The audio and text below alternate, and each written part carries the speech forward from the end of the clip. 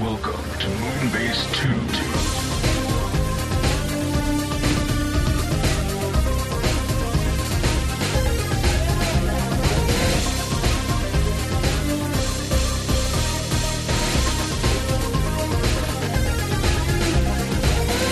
Hi guys, welcome back to another Moonbase 2 interview. It's a lovely Saturday, sunny Saturday, which of course means I'm indoors.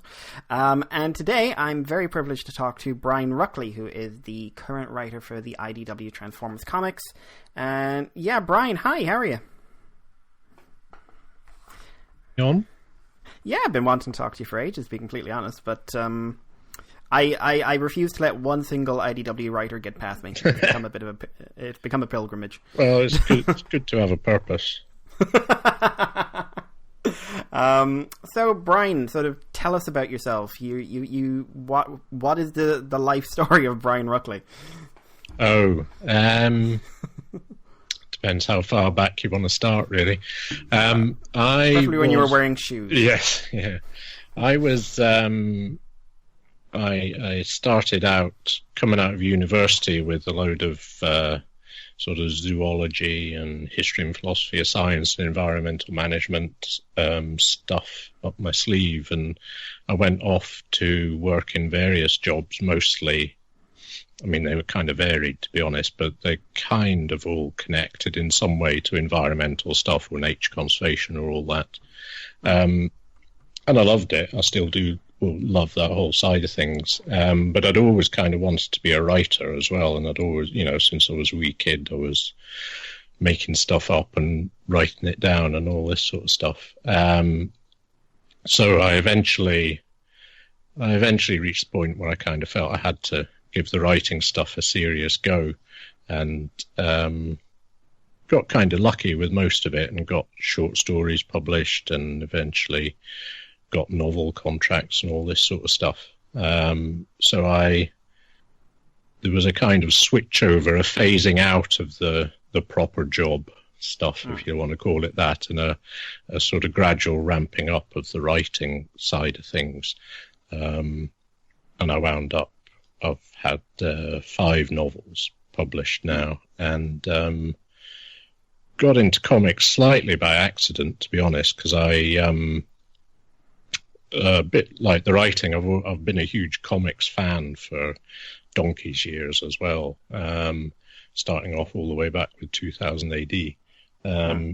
And it just so happened that one of the editors at IDW happened to read some of my novels and sent me fan email, basically. He just got in touch saying how much he'd liked them, and happened to ask if I'd ever thought about writing comics. And to a huge comics fan, that's kind of a bit of a light bulb moment, which you're never going to say no to that. So I said, funny you should mention that. Yes, would you like to talk about some ideas?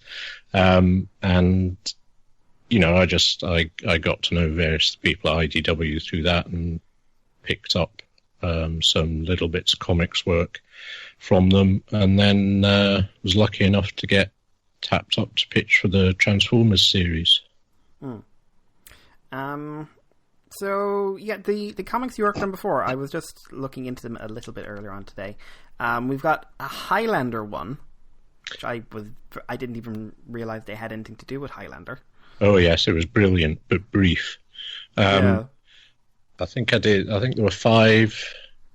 Yeah, I'm sure that was 5 issues, a 5-issue miniseries I basically did for them. That was it was actually effectively a direct prequel to the original Highlander movie. So it kind of ended the day before the Highlander movie starts, sort of thing. And the other one that sort of stands out, because of course you mentioned 2000 AD, is you did some work on Rogue Trooper. Yeah. What was that like? Because I've met a few different creators over time who have been fans of 2000 AD, and they all get very excited whenever they get a chance to work with it. Oh, it was a big deal. Yeah, I mean that was the first comic I'd ever written was IDW's Rogue Trooper #1, and it's a big deal when you're, before I was a teenager. 2000 AD was a huge thing for me. Like, so many British people, 2000 AD is a full-on formative experience if you're of a certain generation. I have the complete collection of Flesh. Well, I loved Flesh back in the day. Very, very good. And Rogue Trooper was always one of my favourite characters. I'm pretty sure, not 100% sure, but I'm pretty sure I was reading it and buying it when the first installment of Rogue Trooper came out. And so getting asked to pitch for that was pretty full on as a way to start comics. But no, I've only glanced at it. I'm afraid I've got it on the Kindle, but I've only had a chance to glance at it. But it's 2000 AD is something I know a lot about, and I've read a lot of individual stories, but I've missed out on huge swaths of it. It's one of those books where I go, I want to start reading, and it's intimidating to get into. It is, yeah, I get that. I mean, to be honest, I've read odd little bits here and there, but I haven't actively read it for years and years and years, if I'm honest. But so many fond memories of sitting in the tea shop with my mum reading the copy of 2000 AD I'd just been bought and all that sort of thing. It's great. Good times. But yeah, you got your introduction to comics that way, and you get into Transformers. We've got the big reboot. Did you know it was a reboot when you were coming on, or was that something that came along later?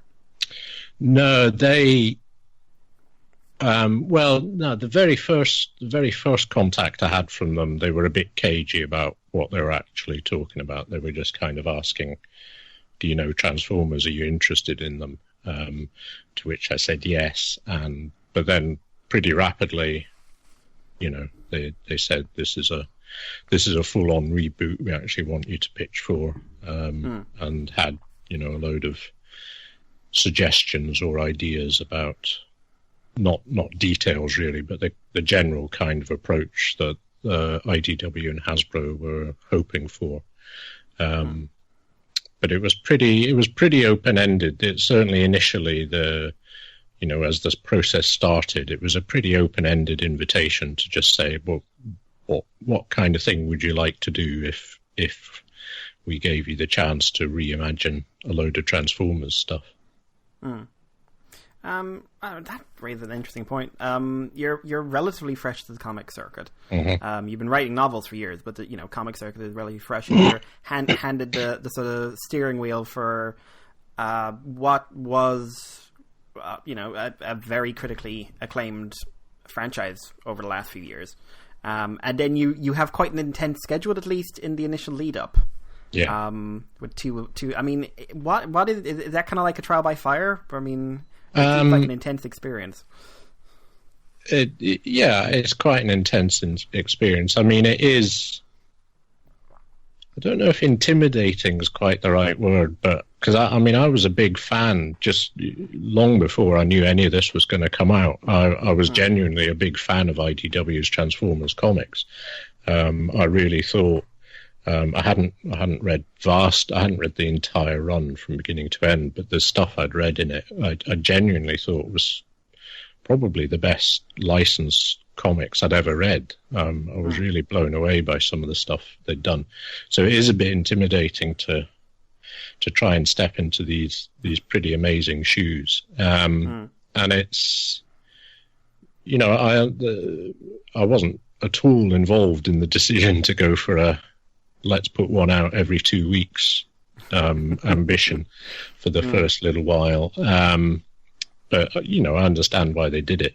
And it was pretty testing, but I have to say, I think any writer would say this automatically, is the writer's got the easiest bit of it when you're trying to do something like that, to be honest, because the artists and even the editors are the ones who are really under pressure the most, I think, whenever you're trying to get these things out rapidly.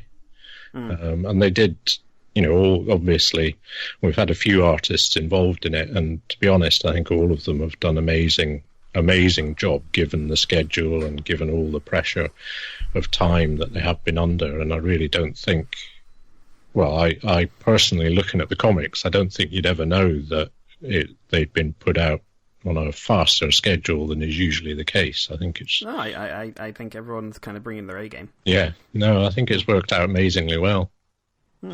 I think, just going by solicitations, it's going to go for your stuff once Transformers Galaxy comes out. It's going to become one a month again? Yeah, that's the idea. So.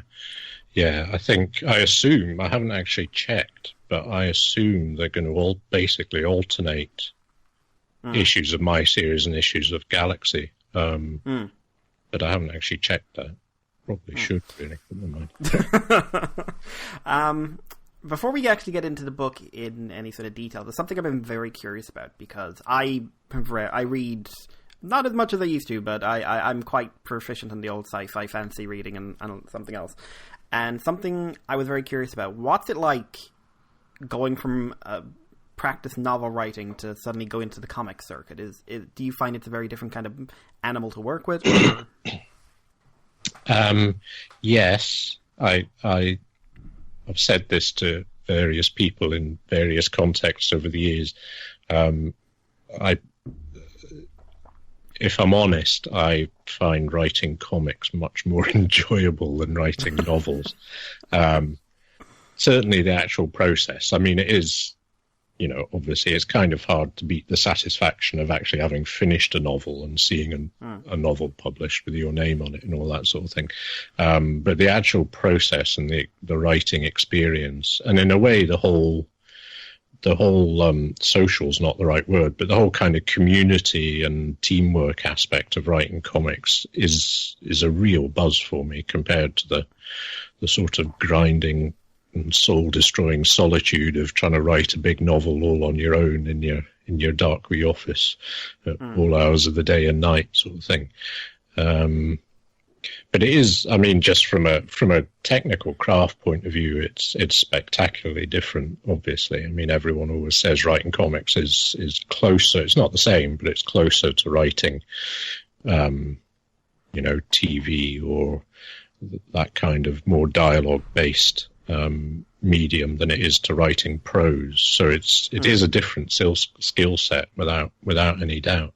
But to be honest, I find the kind of constraints that you're under when writing comics really quite enjoyable, just on a really basic level. The whole thing of, how many panels, where are the page turns, how do you space out the beats, all this kind of thing. I love that sort of that craft element of the whole process.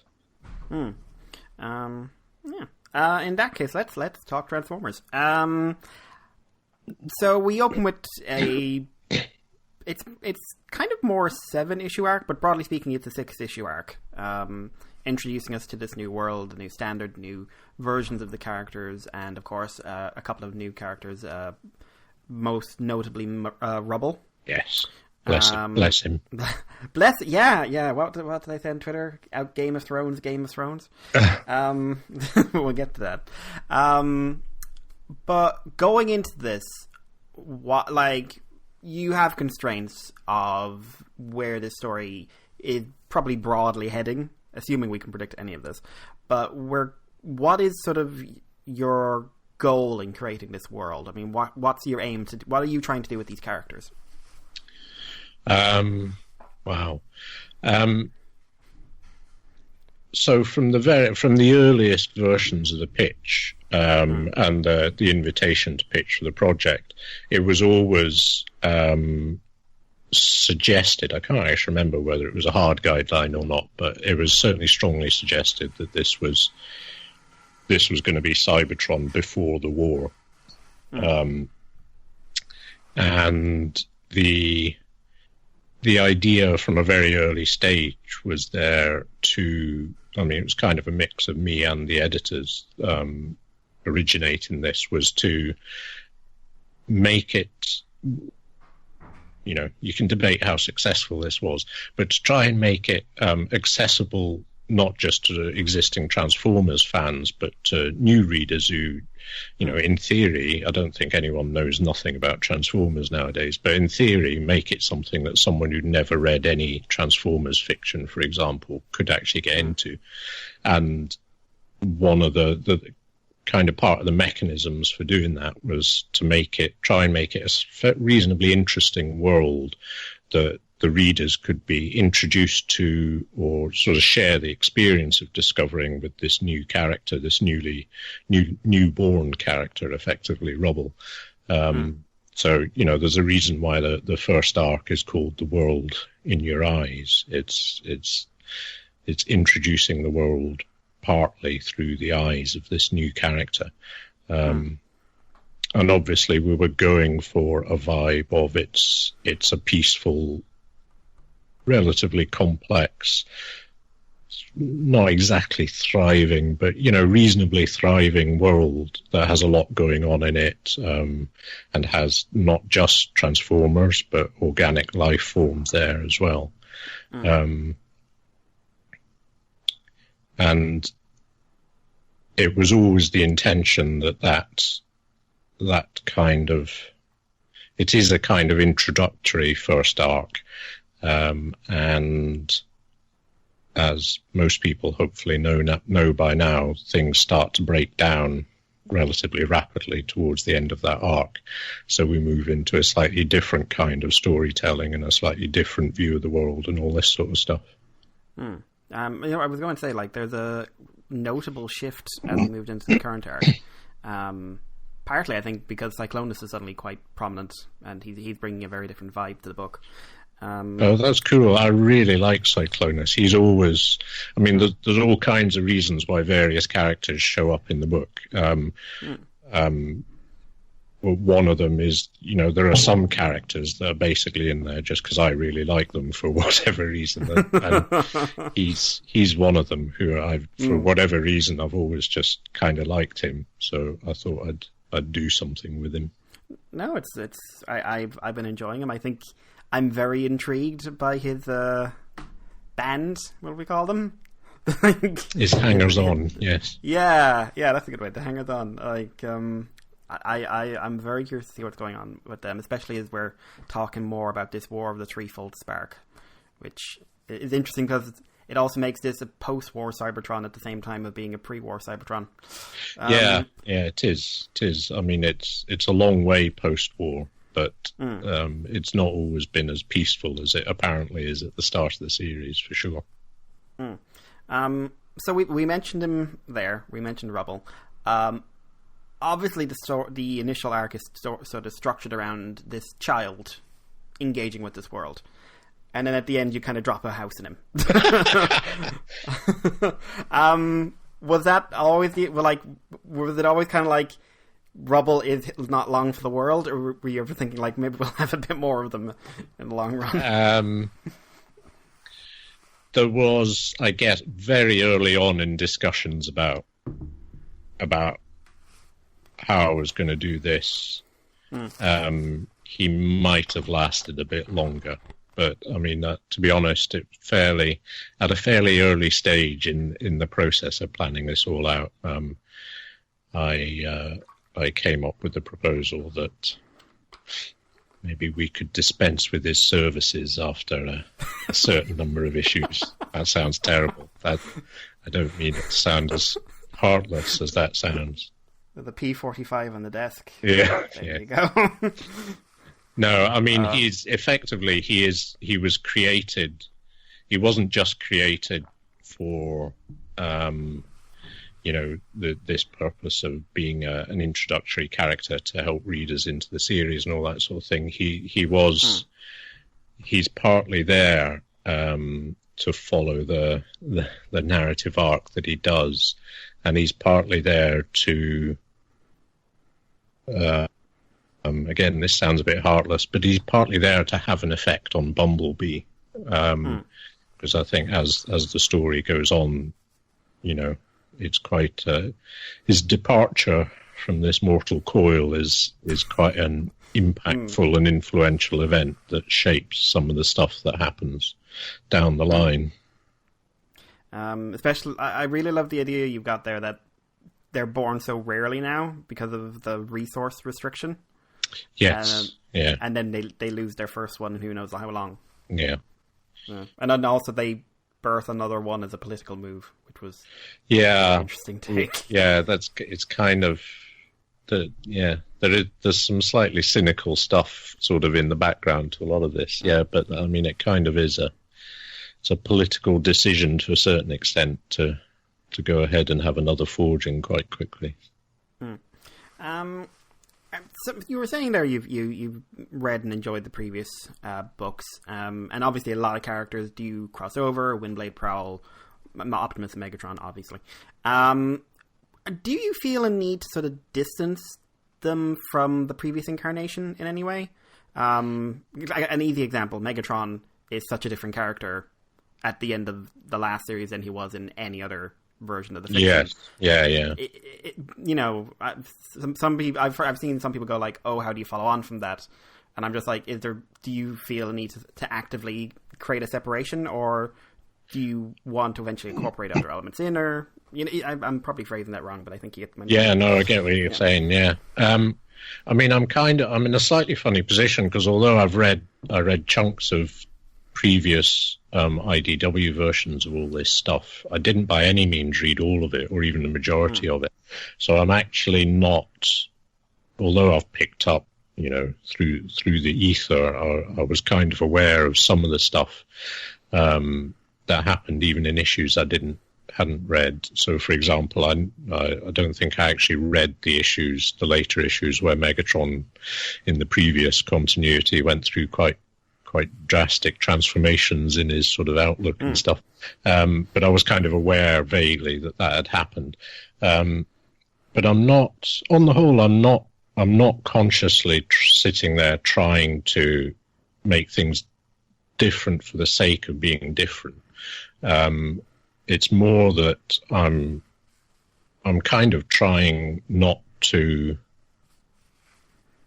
have any of that previous stuff in my mind to some extent, and just allowing whatever influences and memories I do have or vague awareness I do have of it sit there in the back of my mind, and fine if it comes out as a sort of echo of something, because I actually know that there are things, small things, little kind of trivial details here and there that I think I've put into this series that some people see as slight echoes or callbacks to previous versions of the characters, which, to be honest, I certainly wasn't consciously aware of. So it's either that they've just emerged subconsciously, or I just happen to have come up with a similar take on something that as previous people have done.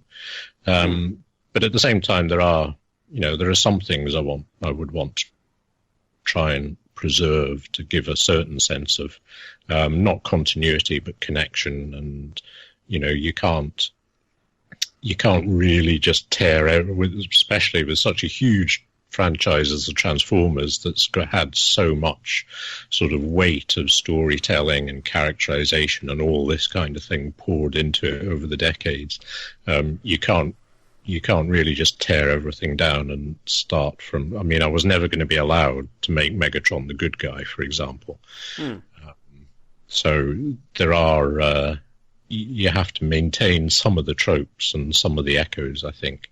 But I try as much as possible to just let it come naturally and kind of go with what feels like a fun or interesting thing to do with whatever character I'm thinking about at the time. In that regard, what is sort of... How do I phrase this one? And this is where I'm glad for the magic of editing.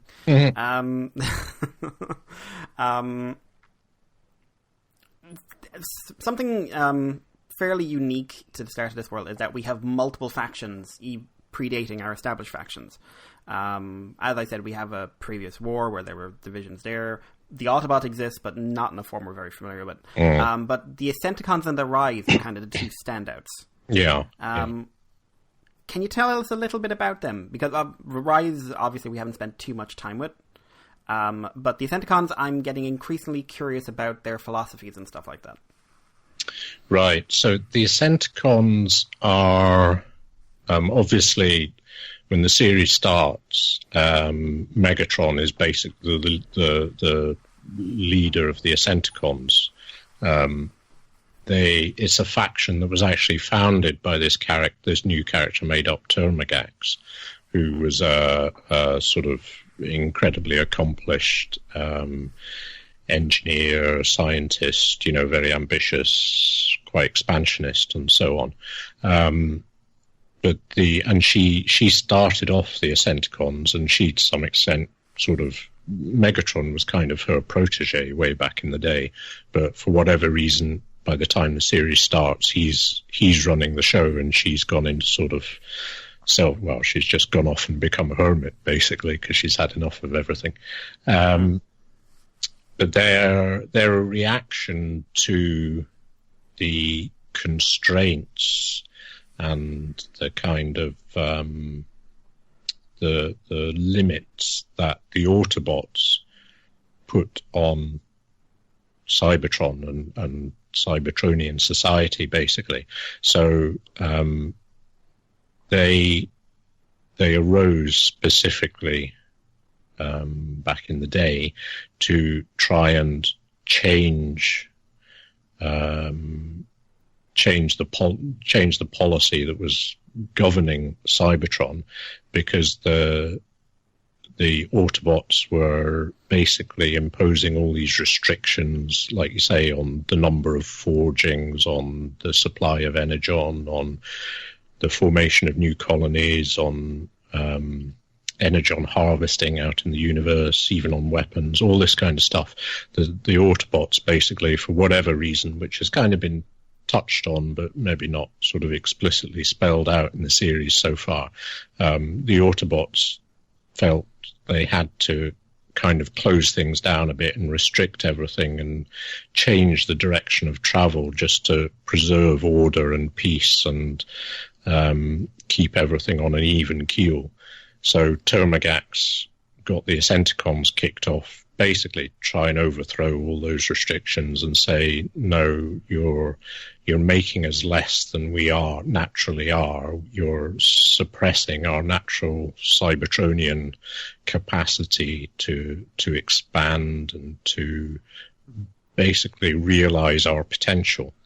So in a set that on a really basic level, I think you could say the Ascenticons are kind of gung-ho, let's do everything we possibly can, let's be all that we possibly can be and not care too much about the consequences. And the Autobots historically have been a bit more, well, let's try not to put other people's noses out of joint, let's try and be ordered, let's try and just keep the lid on the boiling pot sort of thing, so that nobody gets too hurt or anything like that. So at root, it's a fairly simple thing by a simple division of just people who want to keep everything nice and quiet and people who want to just go for it and realize full potential at all costs, kind of thing.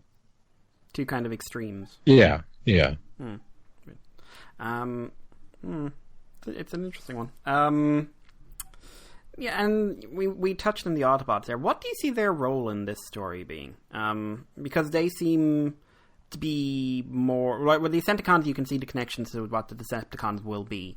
The Autobots, they seem far more political in this version. Yes, yeah, well, I think that's right. At the moment, basically the Autobots are really nothing more than the political faction that happens to have the most senators in the Senate, for want of a better way of putting it.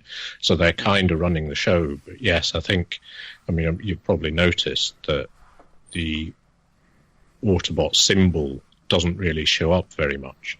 There's you see it now and again on the odd character here or there, but basically they're purely a political party, really.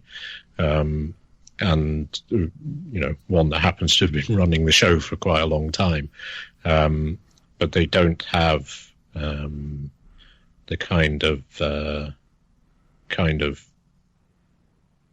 I don't know what you would call it, the mass mobilization membership approach that maybe the Ascenticons do.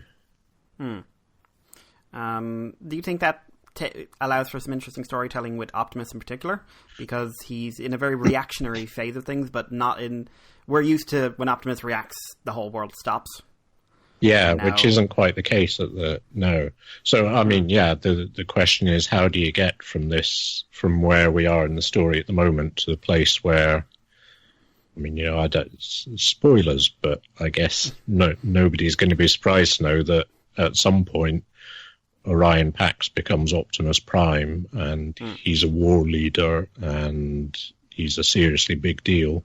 I mean, at this point in the story, he's not even the leader of the Autobots. That's Sentinel Prime. And yeah, they are, I mean, part of... It's a slightly tricky trick to pull off in writing, because it does sort of complicate... It makes it slightly tricky to get the balance right, but I'm glad you used the word reactionary there, because there is a sense in which, quite deliberately, in this stage of the story, the Autobots are reacting to events. They're not driving events.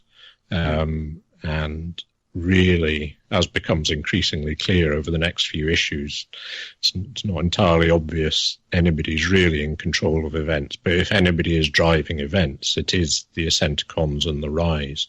And, you know, the good guys, in inverted commas, the Autobots and the security bots and all this are still playing catch-up, if you like. But they will, at some point, they'll catch up and things will get a bit more lively in terms of who's driving events. So, the current arc, it's following up from 2 murders, increased tensions. We're spending more time with Cyclonus. We're moving on to the Rise. We've got new characters coming in there with Flame War and Shadow Striker. Yes, obviously, there's no spoilers allowed. No. But could you talk about this arc a little bit and maybe what kind of things you're hoping will come out of it for the reader? So when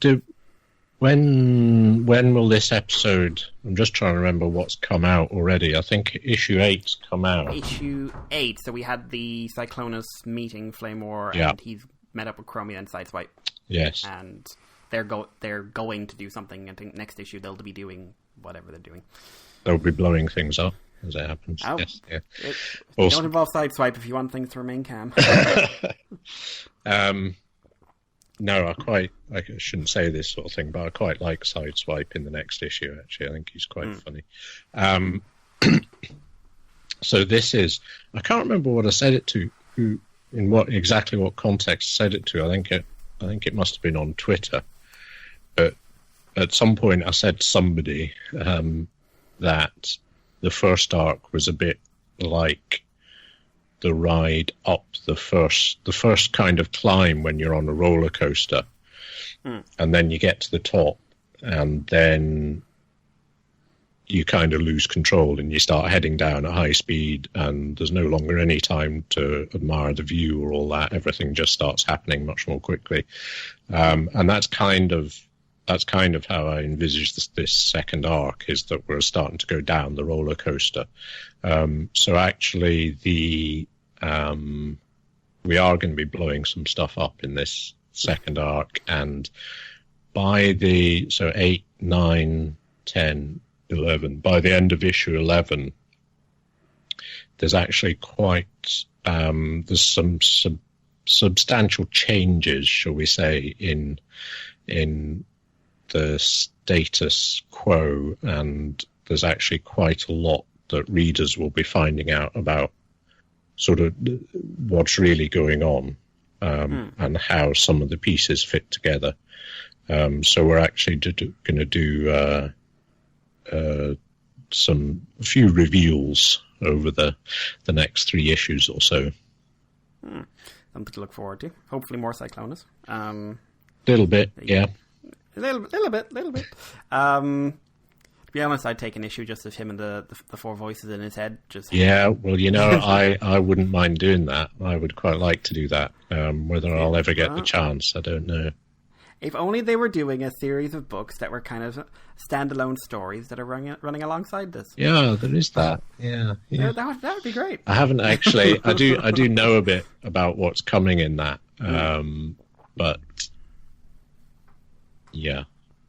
Is there much communication, or do you think there will be much communication going forward? Or? There is some. Yeah, there's actually it's quite fun and interesting. I think people might quite enjoy what they've got, what IDW have got up their sleeve.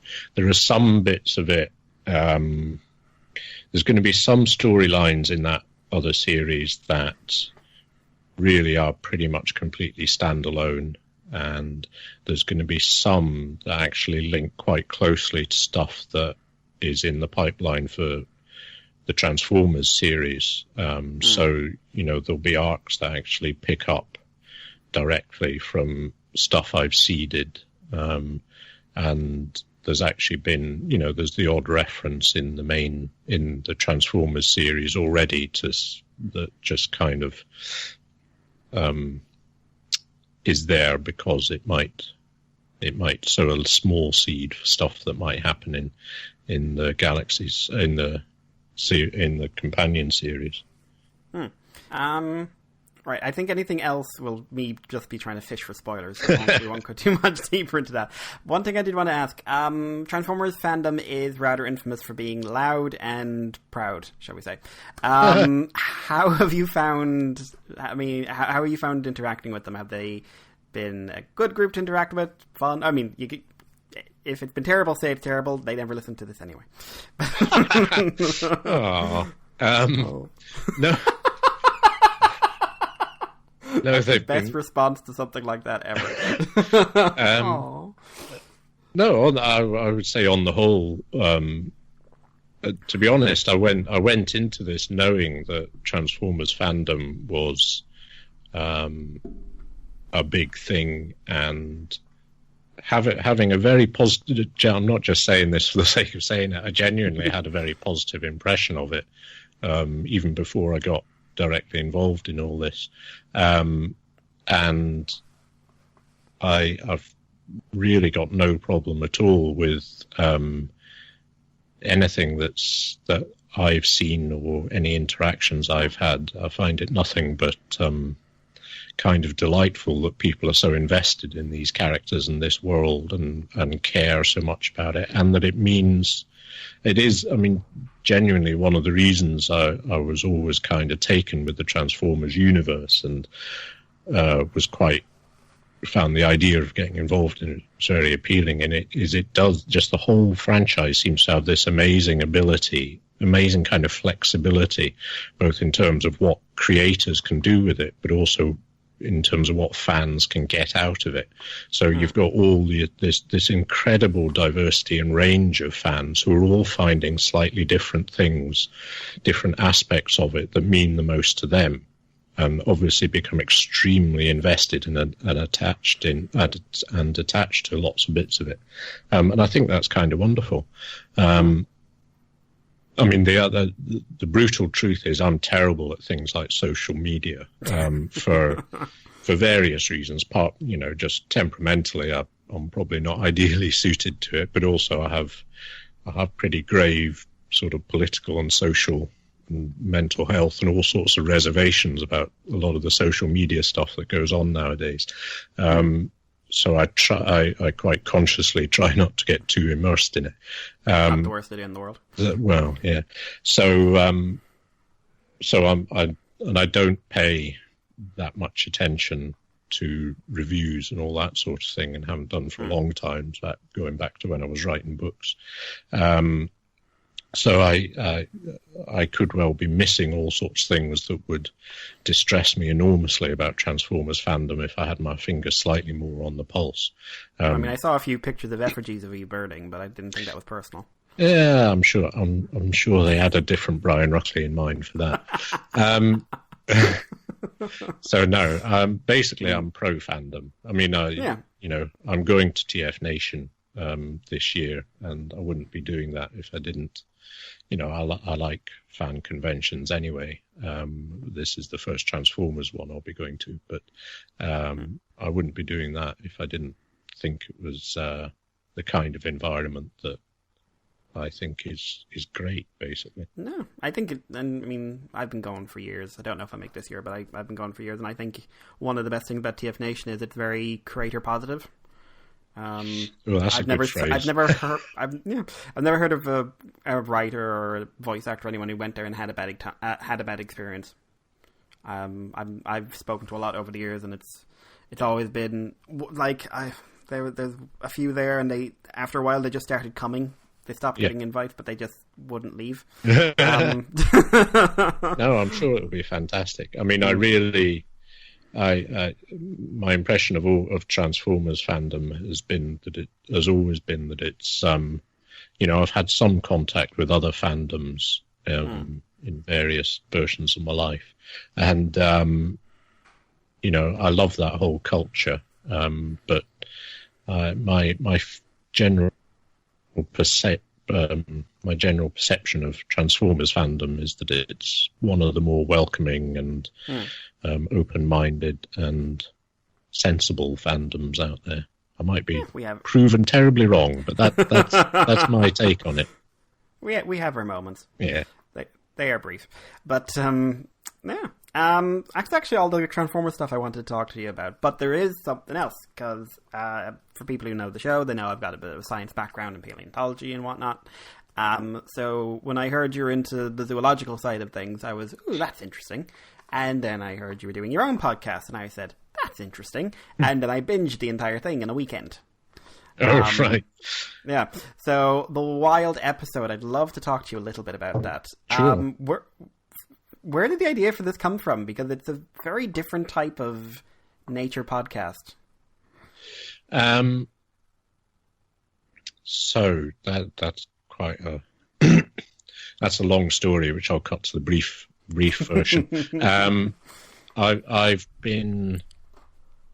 probably spent about 7 or 8 years being a completely obsessive podcast listener. Like to a ridiculous degree. I mean, not quite so much now, but I spent ridiculous amounts of time listening to all kinds of podcasts because for whatever reason I just completely fell in love with the medium, and I had it at the back of my mind for a long time that I would really quite like to just for fun, really, just see what was possible to have a go at doing my own one. And my first thought was actually to do a history podcast. But for whatever reason, I think it was actually mainly because I was looking for a zoology and natural history podcasts, and I really couldn't find very many. Because there's a lot of quite technical, scientific sort of podcasts. So I do listen to, I mean, you probably listen to some of the same ones given your background, but I do listen to some paleontology podcasts and fairly technical sort of zoology kind of podcasts. But there was nothing that quite had the slightly more accessible, slightly more narrative, slightly more sort of broader view of animals and their interactions with people and the history of their discovery and all the funny little. I'm big on the strange connections, not just between animals, but between animals and people and human history and natural history and all this kind of thing. So I eventually decided, right, I'm going to do a podcast. Let's do a natural history one. Let's just pick an animal each episode and kind of follow my nose, just find an angle on it that I find interesting and just go for it. You certainly started in an interesting place. The Greenland shark was the first episode. Oh yeah, that's probably still my favorite animal that I've covered. It's not necessarily my favorite episode, but it's my favorite animal that I've done on the series, which obviously, it's not coincidence that you start off with your favorite animal. But, I consider myself fairly knowledgeable, but I've learned an enormous amount listening to stuff. Like, I knew a bit about the Greenland shark, didn't realize they're all blind.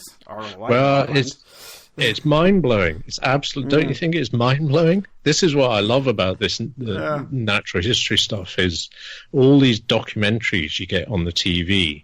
Half of the time, I get really wound up because they're always showing you the same damn animals doing the same damn things. And when they do show an interesting animal, half the time they miss what I think are the most interesting things about them. And it drives me up the wall. But the Greenland shark, one of the biggest sharks in the world, they live hundreds of years, and at least 80% of the global population of them are blind because their eyes have been eaten by a tiny little crustacean that exists solely to find Greenland sharks and eat their eyes. I think that's bonkers. I think it's completely bonkers. It's so counterintuitive because you think one or the other should be driving the other out of the food chain, but well, absolutely, but it's because the sharks don't actually need their eyes. They've still got them and they still function, but they don't actually need them because they're living a lot of the time anyway really deep in the ocean, so it's black anyway, and they're using their other senses to find food and all this. So they kind of just shrug off the fact that at some point, early stage in their life, these crustaceans show up and attach to their eyes and start eating them. It's crazy. Yeah, probably not the most fun experience to shrug off, I suspect. Well, yeah. How do you go about choosing the animals for this? Because I'm just looking. You've got the corncrake, which is a big story here in sort of the Ireland, UK area. Yeah, sure. It's one of the biggest tragedies. I was driving down the road a few days ago and noticed someone was cutting a field and noticed they were working from the inside out. Oh, really? Yeah, and I was just thinking like, it's interesting to see that in real life. You covered Stellar Sea Cow, obviously kind of one of the more famous natural history tragedies. Yes. But you've also got stuff like the northern fulmar, which is a bird that shoots oil around or some sort of fatty fluid. Probably my favorite one was the horned viper. Oh yeah, that's awesome. Yeah, because I ended up watching a video of the tail in motion. Yeah, and incredible. That was genuinely disturbing. Yeah. It's spooky. But so, how with the vast menagerie that's out there, how do you come across these animals and decide this is something about it that's just it makes me pop? Yeah, it's a mixture of things. A lot of it's animals that I just, because of my background and interests, I know a bit about anyway. And they kind of naturally suggest themselves to me as a possible subject. A lot of it's, I subscribe to feeds from various scientific journals and stuff, and every now and again an article will just pop up that has some interesting angle on an animal. But it really does come down to there needs to be a particular angle on an animal that I feel I can make a kind of slightly narrative based episode out of. So there's somewhere at the back of my head or the back of my hard drive, I've got a long list of potential subjects for all kinds of animals it could do. But lots of them, I don't. There's all kinds of interesting things I could say about them, but I don't have a particular angle that gives a kind of structure to it or a particular story you can tell about it. So a lot of it comes down to finding that one thing you can really hang the episode on, like the Greenland shark and its eyes, or in the particular case of the corncrake, the thing that I kind of made me want to do the episode was actually its song and its voice. And once you take that angle on it, you leave out all sorts of stuff you could say about it, but you find various things you can say that connect somehow to its voice. Yeah, I will say when you said narrative, that struck a chord with me there, because I think that's one of the things that makes the Wild episode stand out. It's very well structured. I listen to a lot of science podcasts, and I know a lot of science podcasters, and in general it is more dry, information based, which is good if you've got two scientists having a back and forth. Absolutely. But it's exclusionary if you're not up on the lingo, and it doesn't draw you in for a nice probably undermining the whole thing by calling it this, but a nice story. Yeah, I mean, I try quite hard to keep the jargon out of it. I mean, you know, it leaks in sometimes, partly because I actually quite like jargon and find it quite aesthetically pleasing and technically useful. But I do try and keep the jargon to a minimum and make the whole thing. You know, I like to think a lot of the episodes, or all the episodes really, someone who's never really thought about any of this stuff and certainly never had any training in it, they could still get something out of it and enjoy it. Do you get much feedback on the show? I mean, has it a certain amount? Yeah, I mean, it's not got a huge listenership yet, although it's slightly, I mean, in a pleasant way, it's slightly surprising that, you know, the graph of the downloads and everything does just seem to steadily tick up with each episode, sort of thing, almost like there's some kind of machine in operation. So it is growing, and I've had you know, very nice emails from people saying how much they like it and so on, and all. As far as I know, it's all 5-star reviews so far on all the apps and so on. So yeah, I mean the response has been great, and I do want to keep doing it for as long as I reasonably can. It's terribly time consuming though. And yes. I don't have vast amounts of time to spend on it. So it's a bit of a balancing act at the moment, but, and obviously it's not the kind of thing you make any money from, in order to justify the time you spend on it. So, you know, I honestly don't know how long I can keep it going, but I'm going to try. Well, I think it's well worth anyone's time. I'm Thank just you. scrolling through a few of the episodes. I love the Galata one, just because it got my history with paleontology was a lot of species-based stuff. So Right. I think it was very, very nice to have someone just call out the fact that we've no idea what we're talking about when it comes to species. No, complete wishful thinking, really, when people assume that anybody has a clue what they're really talking about. Which I think is a kind of a growing curve for anyone who gets any interest in science. You need to realize a lot of this is not as concrete as we try to make it come across, because it can't be. At best, it's working models, approximations kind of thing. Anyway, I've kept you long enough. I think you've probably got stuff to do for an afternoon. So, thank you very much, Brian, for coming on. Well, that's a pleasure. It's a pleasure. Absolute joy. Is there anything you'd like to market or shill or anything like that, or anywhere people can email you or contact you, or where they can listen to the Wild episode? Well, they can. Although I said I'm not big on social media, I do hang out on Twitter a certain amount, and I do pay a certain amount of attention to that. So they can find me on Twitter. I think it's Brian_Ruckley, as far as I remember. And as I say, I'm going to TF Nation in August, so anybody who's around there, please do say hello, and I'll be more than happy to see you there. And the Wild episode, the wildepisode.com is the website, and I haven't actually checked in a while, but I think you can just find it on all the podcast apps just by searching the Wild episode. I've got it on iTunes, so it should be in there. Yeah. Cool. And yeah, seriously, guys, I recommend checking it out. It really is structured very well for someone who isn't a natural history buff but just wants to learn something new about a new animal. And so far, they've all been gems.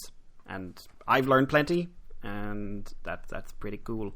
The most recent one was about whale fall and the organisms that basically exist to eat the dead carcasses of monsters. Yeah. It's great stuff. Anything you make up for science fiction or fantasy, there's weirder stuff already going on in the natural world. Yep. But yeah, guys, of course, if you want to hear this episode 1 week early, you can support us on our Patreon. We're always very, very grateful to have the little bit of extra cash, because neither myself or Andy can really pay to keep this going, so it's good to have someone covering the costs. You'll also find our extended review shows and our other shows, our once monthly review of something that has nothing to do with Transformers. If you want to leave us any feedback, the email address is themoonbase2@gmail.com. There's also our Twitter, themoonbase2, our Facebook. like we found out recently, you can leave messages on Libsyn, and of course, if you're on Patreon, you can contact us anytime you'd like. If you want to contact me, it's Irish Paleo on Twitter. I have a YouTube, but I never use it for anything anymore, so I don't know why I keep mentioning it. But yeah, Brian, once again, just absolute joy talking to you. Thank you. That was great. Really. And yeah, and I genuinely am going to end up probably re-listening to the Wild episode tonight. So excellent. That graph, hopefully that graph will keep going up. Yeah, a totally artificial boost to the numbers, but I won't complain. It's weird, like this one episode on loop just keeps going up and up and up. Yes, yeah, mysterious. Right. Anyway, thank you guys. Talk to you again soon. And Brian, hopefully we'll be seeing you at TF Nation this year. Cool. Grant. You are now leaving Moonbase 2.